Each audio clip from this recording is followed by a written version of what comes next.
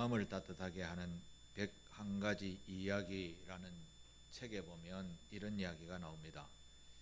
그 책에 다운 정후군을 앓는 존이라는 장애인 이야기가 나옵니다.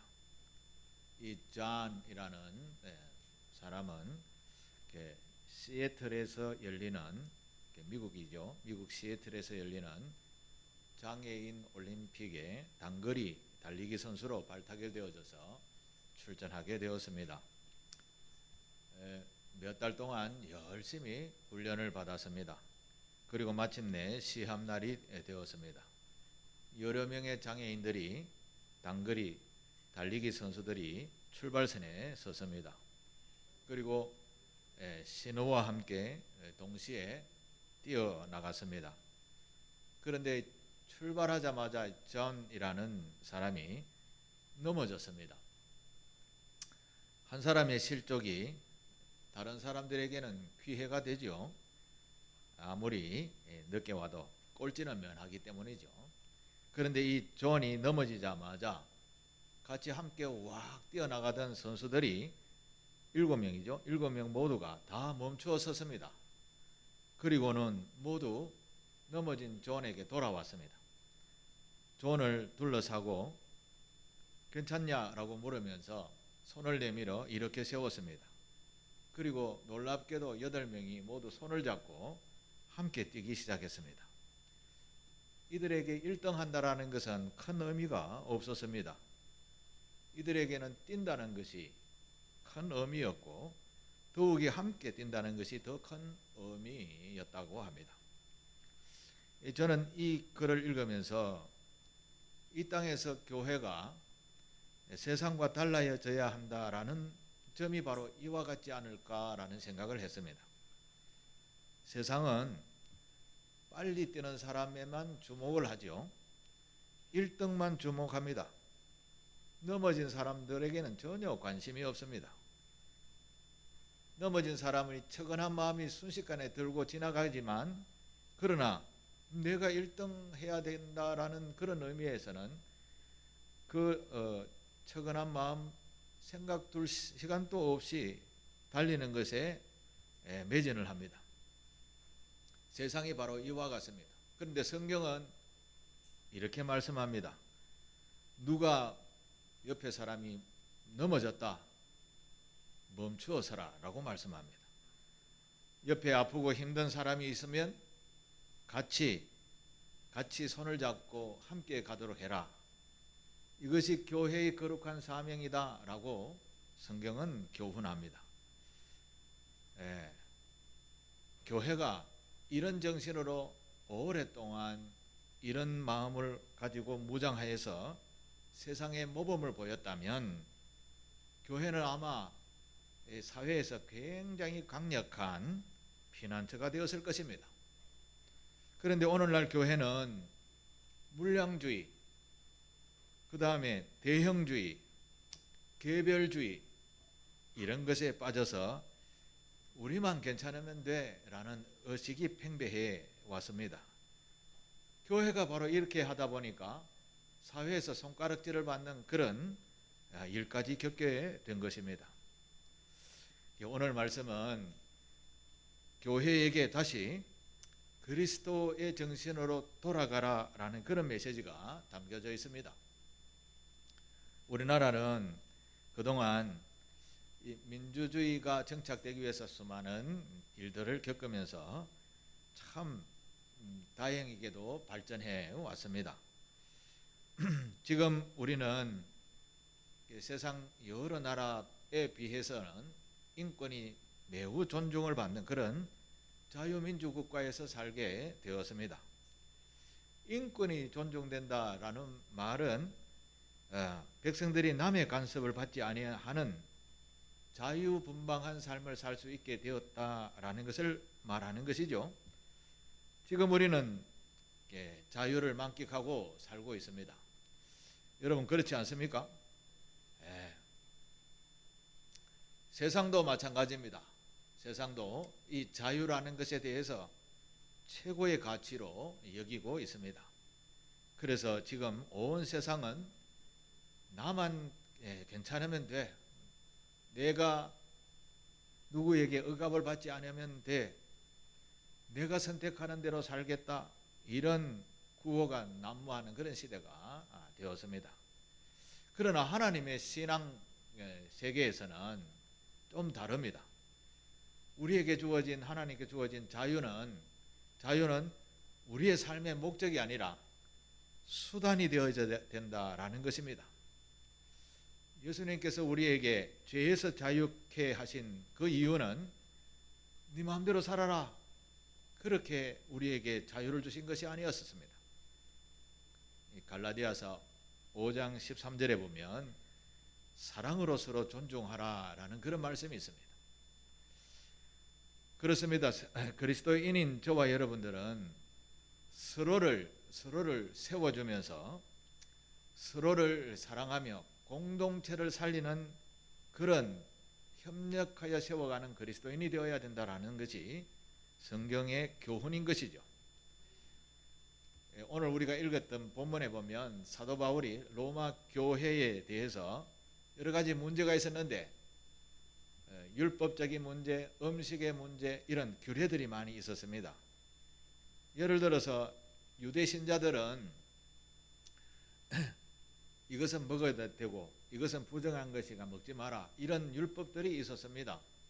그러나 이방인인 로마인에게는 어릴 때부터 자유분방하게 살고 먹을 것 구별하지 않고 자기가 먹고 싶은 걸 다 먹은 이런 사람들이 교회에 들어와서 이것을 먹고 저것을 먹지 마라 하니 이게 갈등이 생기게 된 것입니다.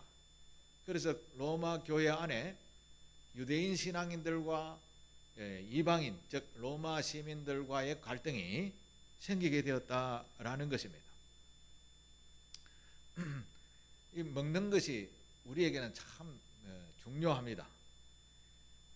유대인들은 또 명절이 세 가지가 있었죠. 유월절이라든지 오순절이라든지 또 추수감사절과 같은 장막절이라든지 이런 명절에 대해서는 철저하게 구별하여 지켜야 된다라는 생각을 했습니다. 그런데 이방인들은 그 명절에 대한 깊은 의미를 제대로 모르고 있으니 그냥 매주일마다 하나님께 예배하면 되지 않겠냐라는 이런 생각을 가지고 있어서 유대인들이 주장하는 것과 자기들이 주장하는 것과는 늘 갈등이 있게 된 것입니다. 그래서 오늘 본문 13절에 보면 이 사도 바울이 강력하게 로마 교회에게 이야기합니다. 같이 한번 읽어볼까요?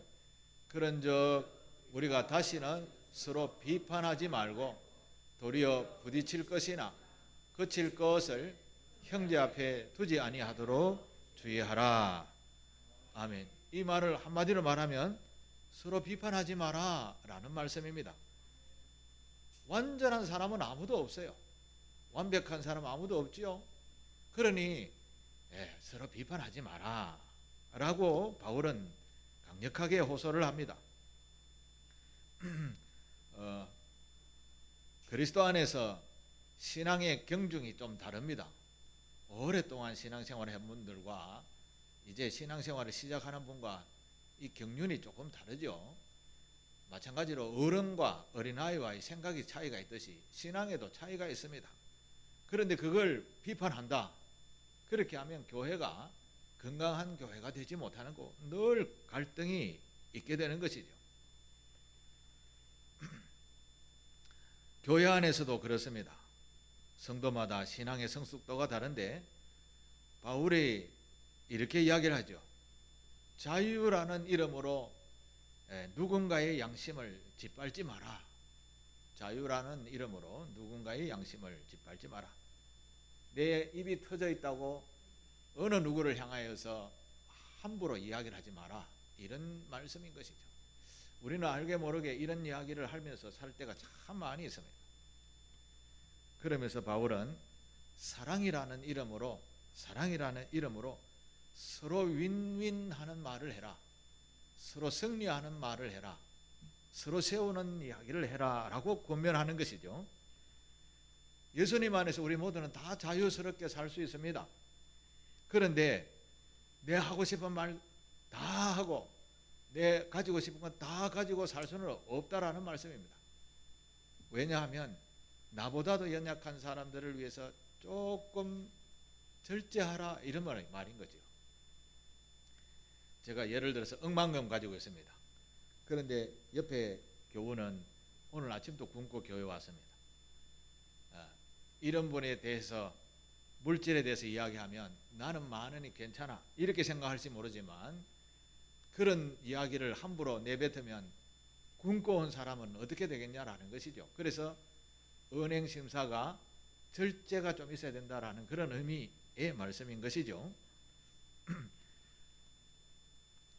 그리스도인들은 자기만의 길을 가는 자가 아닙니다. 물론 다 같이 함께 가는 그런 성도의 길이지만, 예수님께서 가르쳐 주신 주의 법대로 살아가는, 즉 좀 절제하고 이웃을 사랑하는 마음으로 가지고 이 자유를 스스로 조금 억압하면서, 다른 말로 절제하면서 함께 살아가라는 뜻이죠. 장애인들이 1등하는 것이 문제가 아니라 함께 가는 것이 더 중요했다라는 의미와 같은 이야기인 것이죠. 그래서 우리는 상대방을 비판, 물론 뭐 잘못하는 것이 있으면 비판하고 정죄할 수도 있습니다. 그러나 복음에 의해서 이렇게 절대적으로 필요하지 아니하는 그런 비판, 이런 것은 하지 말라는 것입니다. 건강한 교회, 건강한 신앙의 길을 걷는 자는 자유의지가 있지만 절제할 수 있는 자유, 이런 것이 필요하다라는 말씀입니다. 그래서 오늘 제목이, 주보에 보면 제목이 뭐라고 되어 있습니까? 사랑으로 길을 만들어가는 자라는 제목을 만들어 놨죠. 예, 그렇습니다. 건강한 교회, 건강한 신앙의 길을 만들어가는 자가 바로 저와 여러분이 되어야 되겠습니다. 이 제목으로 오늘 본문 속에서 우리가 가진 자유 위에 지켜야 할 덕목이 무엇인가 본문에서 가르쳐 줍니다. 한번 말씀을 나눠보도록 하겠습니다. 첫 번째로는 그리스도인으로서 지켜야 할 덕목은 바로, 말씀 앞에서 들었지만 비판하지 말라는 겁니다. 이웃을 비판하지 말라는 것입니다. 비판이라는 이 단어를 헬라어는 크라노라는 단어를 씁니다. 이거는 법정 용어인데, 판단한다, 재판한다라는 것이죠. 정죄한다라는 그런 단어입니다. 이 말을 그대로 적용한다면 누군가를 향해서 저 사람은 죄인이야, 저 사람은 뭐 부족해, 이렇게 판단하는 단어가 비판이라는, 크라노라는 단어입니다. 같은 신앙생활을 하는 사람이 나는 제대로 된 신앙인이고 다른 사람은 부족해, 안 돼, 이렇게 이야기하는 것은 옳지 않다라는 말입니다. 신앙생활이라는 것은 비교하면서 판단하면서 하는 것이 아니라, 같은 죄인입니다, 조금 내가 먼저 믿었을 뿐입니다, 그러나 우리 함께 천국 가는 길이죠, 함께 손잡고 같이 갑시다, 이게 은혜의 여정을 같이 걷는 성도의 모습이 바로 그리스도인이 가져야 할 귀한 덕목이라는 것입니다. 누가 잘하고 못하고는 하나님께 맡겨야 됩니다. 로마서에도 그런 말씀이 있습니다. 원수를 갚지 마라, 그거 하나님께 맡기라고 하셨습니다. 우리는 그걸 다 맡겨놓고 함께 손잡고 천국을 향하여 걷는 신앙인이 되어야 됩니다. 각자마다 생각과 가진 것과 뭐 배워온 것은 다 다를 수 있습니다. 그러나 각자마다 속도와 방식과 사는 방법은 다르지만 최종 목적은 함께 천국 가는 길입니다. 그 길에 정죄하고 비판하고 싸우고 다투고 하면 이게 함께 갈 수 있겠습니까? 그래서 교회는 사도 바울이 단적으로 이야기합니다. 상대방을 비판하지 마라. 비판하지 마라. 예수님께서도 그렇죠. 네 눈에 있는 들보는 보지 못하고 상대방에 있는 조그마한 티끌 보고 잔소리하지 마라. 그렇게 예수님께서도 가르쳐 주셨습니다.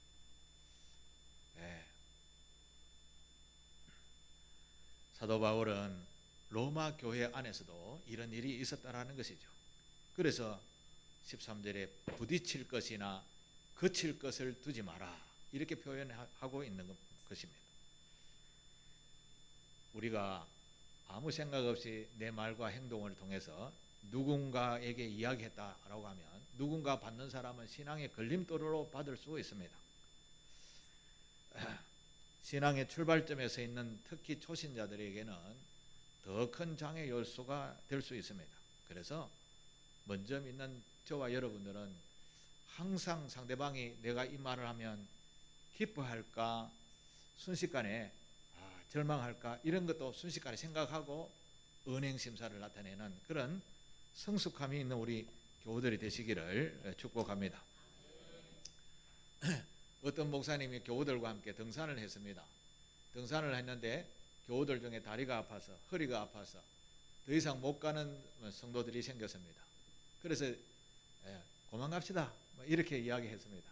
그런데 건강한 성도들은 어떻습니까? 저 사람들 때문에 우리 정상에 못 간다 이렇게 불평불만 있지 않겠습니까? 그래서 목사님이 그 이야기를 상대방이 다 들어보고 하신 말씀, 우리가 정상에 오르는 목적으로 등산 오지 않았습니다. 함께 하는 성도의 아름다운 교제를 위해서 나왔습니다. 이제 이렇게 이야기하니까 다 이해가 되었습니다. 이해되시죠? 예, 신앙도 마찬가지인 겁니다. 우리는 다 함께 천국 가는 길을 걷는 분들입니다.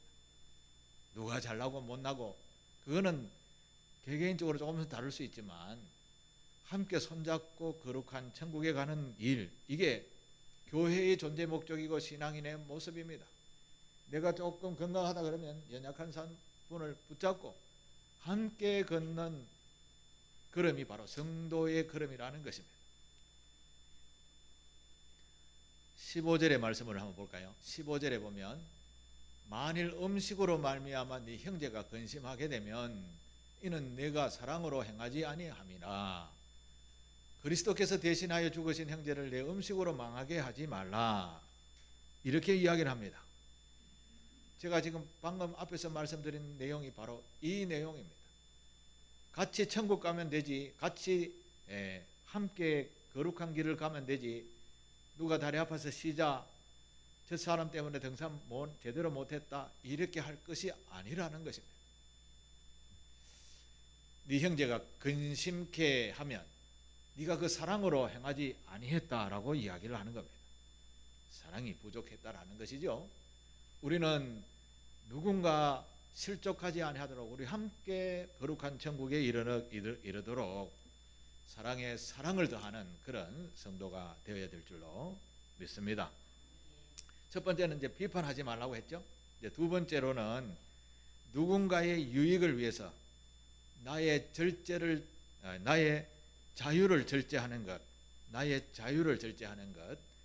그리스도인이 해야 할 거룩한 사명이다라는 것입니다. 오늘 본문에 나오는 17절에 나오는 말씀은 이 14장의 핵심적인 말씀입니다. 하나님의 나라는 먹는 것과 마시는 것이 아니요 오직 성령 안에 있는 의와 평강과 희락이니라 라고 말씀합니다. 로마 교회 안에서 먹는 것과 그 마시는 이것 때문에 왈가왈부하는 일이 생기고 갈등이 생겼는데, 우리는 그게 아니고 같이 천국 가는 사람들이라 먹는 것과 이것 때문에 갈등해갖고 교회가 찢어지고 신앙이 실패하는 이런 것은 옳지 않은 거야. 우리는 그런 것은 차지하고라도 최종 목적인 천국을 향하여 함께 가는 하나님의 나라에 이르는 것이 중요하다라는 그런 말씀을 바울이 하고 있는 것이죠. 그래서 하나님의 나라는 우리가 살아가는 형식이 아니고 관계성입니다. 함께 가는 것이 성도요 교회의 모습이라는 것입니다. 즉 다시 말해서 우리의 사랑의 태도에 문제를 삼아라라는 말씀인 겁니다.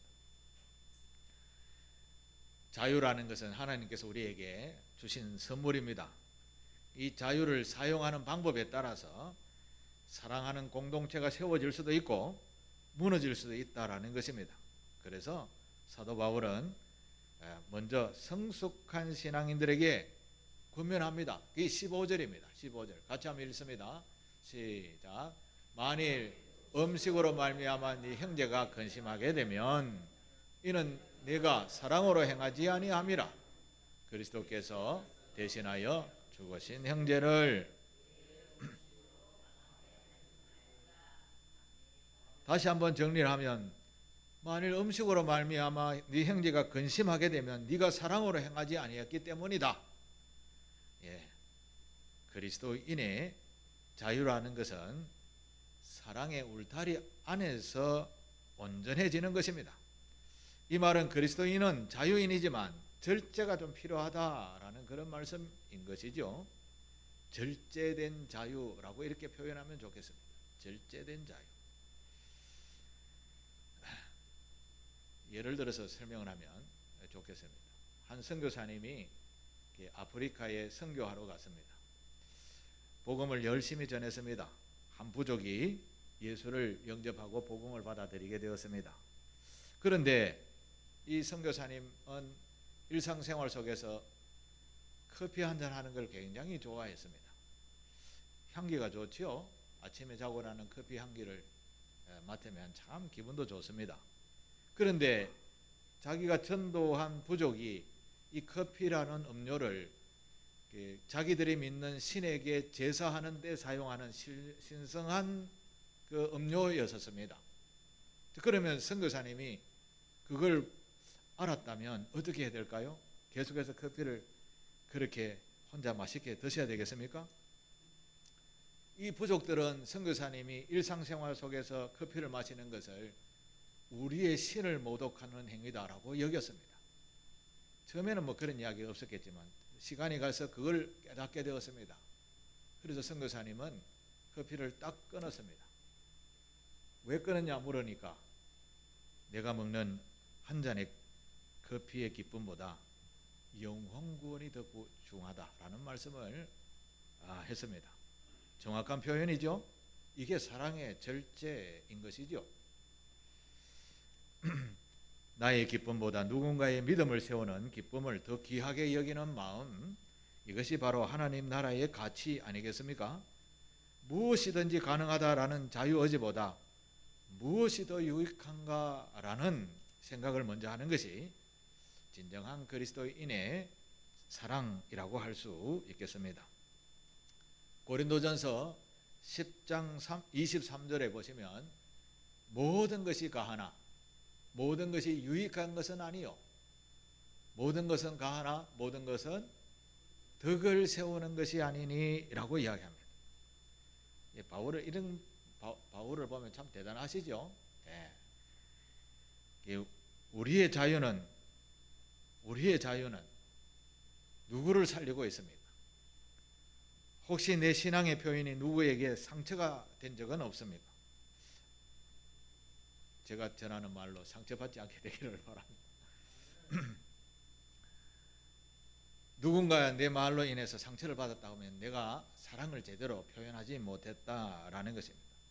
원치 아니하는 사랑 원치 않는 사랑이 아니라 나는 사랑의 말로 했는데 혹시 원치 않게 받아들이는 사람도 있다라는 것이죠. 그래서 우리는 절제라는 자유, 절제된 자유를 가지고 있는 신앙인이 되라는 그리스도인의 모습으로 바울이 설명하고 있습니다. 우리 교우들은 일상생활 속에서 절제된 자유를 늘 기억하시고 무엇이 유익한가라는 것을 가지고 판단하고 행동하시는 저와 여러분 되시기를 바랍니다. 첫 번째는 이제 비판하지 말라고 했죠. 두 번째는 누군가의 유익을 위해서 절제하라라고 말씀했습니다. 이번 세 번째는 하나님의 나라를 위해서 여러분 자신이, 내 자신이 메신저가 되라라는 말씀을 합니다. 메신저라는 말은 전도자가 되라는 말씀이죠. 22절, 23절의 말씀을 요약하면 이렇습니다. 너에게 있는 믿음을 하나님 앞에서 스스로 가지고 있어라. 또 믿음을 따라 하지 아니하는 것은 다 죄니라 이렇게 표현합니다. 메신저라는 말은 말로서 행동으로서 무언가를 전하는 사람이라는 것이죠. 그래서 바울은 우리가 바로 하나님께서 우리에게 주신 죄에서 자유함, 예수를 믿음으로 구원을 전하는 삶, 구원을 전하는 삶을 사는 자가 메신저라는 뜻인데 전도자라는 뜻으로 해석할 수 있습니다. 하나님이 어떤 분이신지를 제대로 믿고 따르는 믿음의 사람은 자신을 나타내려 하지 않습니다. 자신을 높이려 하지 않고 증명하려 하지 않습니다. 다만 내 안에 계시는 하나님만 높이는 삶을 사는 그런 삶을 사는 사람입니다.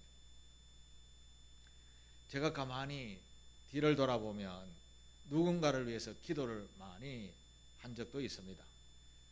성도들을 위해서 기도를 많이 하죠. 그리고 또 누군가를 위해서 안수기도도 하고 이렇게 합니다. 그러나 안수기도해서 내가 뭐 그분들의 기도 제목을 응답해 주게 되어졌다라고 하면 내가 기도한 것이 아니라는 거죠. 자기의 신앙을 증명하려 하는 것이 아니라 그 안에 계신 하나님의 능력을 나타내는 자가 되라는 그런 말씀이 오늘 본문의 22절 23절의 말씀인 것입니다. 그렇습니다. 메신저라는 것은 하나님을 높이는 자입니다. 내 나라를 전하는 것이 아니라 하나님 나라를 전하는 것이고 하나님을 증명하는 사람입니다. 내가 이런 사랑의 행동을 많이 해서 내가 이런 사랑을 많이 베풀었습니다. 이걸 전하는 것이 아니라 내 안에 사랑의 마음을 주신 하나님의 은혜를 내가 입었기에 전하는 겁니다. 이렇게 나타내는 삶, 이게 진정한 메신저의 자세라는 것입니다. 감동을 주는 사람이 있습니다. 감동은 자기 자신을 자랑하고 나타내어서 감동을 주는 것이 절대 아닙니다.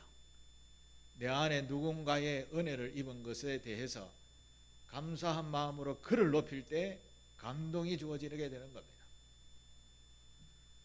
여러분들은 자신을 이렇게 나타내고 내 자신의 의지를 상대방에게 무시를 당하고 이럴 때는 내 자신의 의지를 나타내려고 얼마나 노력합니까? 절대 그렇지 않아도 됩니다. 나는 하나님으로만 충만합니다. 내 하나님만 있으면 괜찮습니다. 이런 것으로 하나님만 이름만 높이면 자동적으로 낮아진 자존감이 높아지게 되고 상대방이 나를 존중하게 되어진다는 것입니다. 그게 성경에서 가르치시는 낮아짐의 비밀입니다. 내가 낮아지고 주님을 높이면 나도 높아지는 겁니다. 이 놀라운 역설적인 방법인 것이죠. 그걸 깊이 헤아려 깨닫으시고 내 자신을 증명하려 하지 않으시기를 바랍니다. 내 안에 내게 주신 은혜를 입은 자들을 높이시길 바랍니다. 첫 번째는 하나님이요, 두 번째로는 우리 형제 자매들이요, 교우들이요, 관계를 맺고 살아가는 사람들의 이름을 높여보십시오. 상대방을 높이면 절대 나도 낮아지지 않아요. 명절에 만난 친인척들 보고 제가 설교한 대로 해보셨습니까? 얼굴이 좋지 않아 보여도 얼굴에 광채가 나네요. 해보셨습니까? 그러면 나도 그렇게 되어지는 겁니다. 칭찬을 받게 되는 겁니다. 이 사랑의 법을 가르치는 성경의 교훈을 깊이 마음에 새기시게 되시기를 바랍니다. 오늘 제목 사랑으로 길을 만드는 자입니다. 이 사랑은 하나님을 높이는 사랑입니다. 우리는 그리스도인의 한없는 사랑으로 이 험한 세상에 천국의 길을 만드는 자가 되셔야 됩니다. 모범을 보이라는 것이죠. 함께 묻고 죽자 이렇게 살아가는 세상과는 다른 그런 의미인 것이죠. 오늘 본문에 보면 남을 비판하지 않고 그리고 사랑의 덕을 세우고 절제해서 아름다운 하나님의 메신저로서의 역할을 하게 되면 이게 아름다운 사회를 만들어가는 길을 만드는 자가 되는 것입니다. 그런데 남을 비판하거나 비방하는 것은 무언가 모르게 벽을 만드는 것이죠. 벽을 만드는 것입니다. 그러나 하나님의 사랑으로 무장하고 절제하고 행동을 절제하고 비판하지 않고 사랑으로 하나님을 높이는 자가 되면 이것은 평탄한 길을 만들어 함께 손잡고 걸어가는 거룩한 백성이 되게 되는 것입니다. 그래서 저와 여러분들은 이 세상에 나가서 평화의 길을 걷는, 행복한 길을 걷는, 타인들의 어려움을 함께 동참하여 손을 잡고 가는 통로의 역할을 하는 그리스도인들이 되셔야 될 줄로 믿습니다. 하나님께서 오늘 우리에게 말씀하십니다. 우리에게 주어진 자유를 사랑의 도구로 사용해라 라고 말씀하십니다. 서로를 세우는 삶을 살라 라고 말씀하십니다. 예수 그리스도께서 십자가로 우리에게 영생의 길을 내셨듯이 우리 또한 누군가의 믿음의 길을 여는 사랑의 길을 여는 자가 다 되시기를 축복합니다. 우리가 교회 안에서 말 한마디, 행동 하나 할 때 누군가에게 힘이 되면 얼마나 좋겠습니까? 용기를 주는 그런 자가 되어야 되십니다. 때로는 우리의 행동이 누군가의 넘어짐이 되지 않도록 언행심사를 절제할 수 있는 저와 여러분 되시기를 축복합니다. 주신 말씀을 생각하면서 하나님의 자유의 길을 여는 진정한 이 시대의 그리스도인들이 다 되시기를 주님의 이름으로 부탁하며 축복합니다. 기도하겠습니다. 사랑의 하나님 아버지, 우리의 자유가 누군가의 양심을 넘어뜨리지 않게 하옵소서. 연약한 형제를 비판하지 않게 하시고 오히려 그를 세워주는 사랑의 사람이 되게 하옵소서. 우리의 절제와 희생을 통하여 하나님의 나라가 의와 평강과 희락으로 세워지게 하옵소서. 오늘도 사랑으로 길을 내는 우리 주 예수 그리스도의 이름으로 기도하옵나이다. 아멘.